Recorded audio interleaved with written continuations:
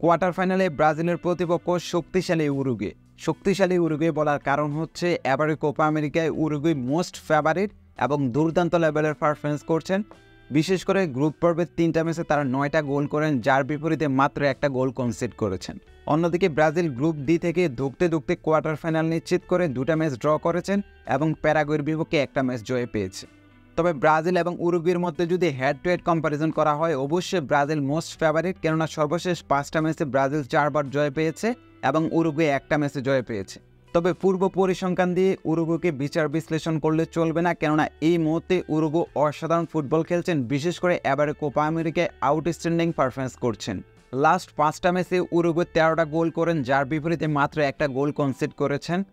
অন্যদিকে Brazil last 5টা ম্যাচে 9টা গোল করেন, যার বিপরীতে 5টা গোল কনসিড করতে হয়েছে। সো এতেই বোঝা যাচ্ছে ব্রাজিলের বর্তমান ডিফেন্স লাইন কতটা নড়বড়ে।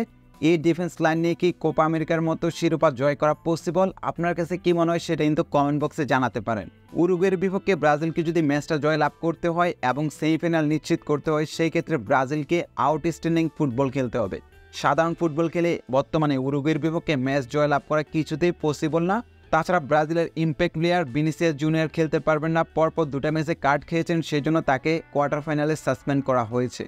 সেক্ষেত্রে ব্রাজিলের ইম্প্যাক্ট প্লেয়ার কী হতে পারে, রদ্রিগো নাকি রাফিনা লাস্ট ম্যাচে একটা অসাধারণ ফ্রি কিকে গোল করেছেন।